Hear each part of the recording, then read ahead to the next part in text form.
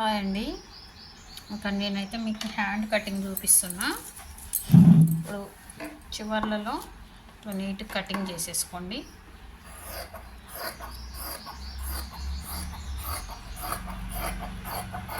Neat cutting చేసుకున్న తర్వాత lining అనేది 4 మడతలు వేసుకోండి. అయితే వన్ సైడే జాయింట్ పడేలాగా వేసుకోండి.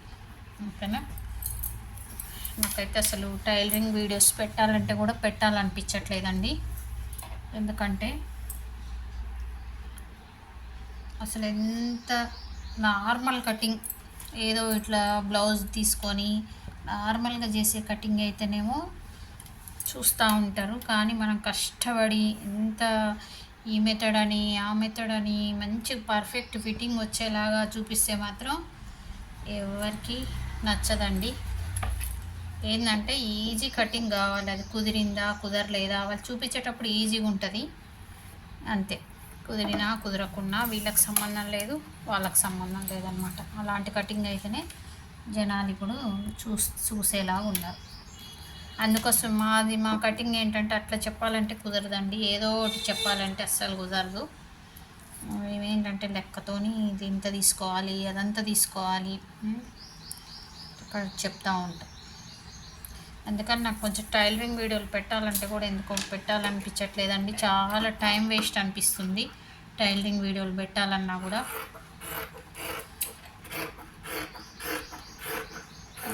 హ్యాండ్ కటింగ్ అయితే ఇలా చేసేసుకోండి. మన కొత్త మెథడ్ ఉంది కదా, కొత్త మెథడ్కి ఈ రౌండ్ అనేది తక్కువ పడుతుందండి. తక్కువ పడడం వల్ల క్లాత్ అనేది ఎక్కువ అవసరం ఉండదు. కరెక్ట్గా మనకి ఆర్మ్ హోల్ రౌండ్ ఎంత కావాలో అంతే ఈ కటింగ్ తీసుకోవాలన్నమాట. అంటే అది అట్లా వస్తుంది కాబట్టి బ్యాక్ పార్ట్ ఫ్రంట్ పార్ట్ మనకి ఇది కూడా అంతే వస్తుంది.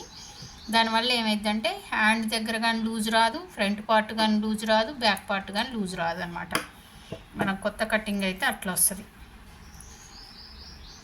ఆర్మ్ హోల్ రౌండ్ కూడా ఇలా ఇప్పుడు మీకు ఒక చూపిస్తా చూడండి. ఆర్మ్ హోల్ రౌండ్ అనేది ఇప్పుడు ఇట్లుంది కదా, ఇప్పుడు మనిషి ఇట్లా ఉంటే ఇట్లా లోపలికి ఇట్లా వెళ్ళిపోయినట్టు వస్తుంది అనమాట. ఇట్లా వస్తుంది, ఇంత నీట్గా ఇట్లా వస్తుంది అనమాట ఆర్మ్ హోల్ రౌండ్ అనేది. ఎక్కడ ఉబ్బులు కానీ అట్లా రాదు, వేసుకున్నప్పుడు అంత నీట్గా వస్తుంది మన కటింగ్ అనేది. కాకపోతే నార్మల్ కటింగ్ అయితేనే చూసే వాళ్ళకి కూడా ఈజీగా ఉందనో మరి ఏంటో అర్థం కాదు, కానీ నార్మల్ కటింగ్ అయితేనే నచ్చుతుందండి.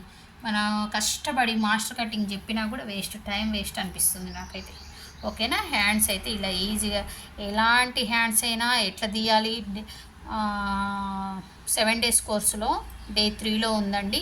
మీరు ఏ హ్యాండ్కి ఎంత చంకడం చేయాలనేది ఉంది. జాగ్రత్తగా చూసి నేర్చుకోండి. ఓకేనా? ఇప్పుడు నేను లోసంక్ అనేది తర్వాత చేస్తాను. షేప్ అయితే మీకు కేసు చూపిస్తాను. ఇప్పుడు ఇక్కడ ఒక 1 inch వదిలిపెట్టుకొని మీరు ఇలా షేప్ చేసుకోవాలి.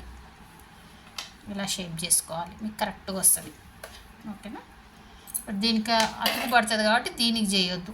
దీనికి చేయడం వల్లనే మనకు కరెక్ట్గా వస్తుంది. ఓకేనా? Thank you.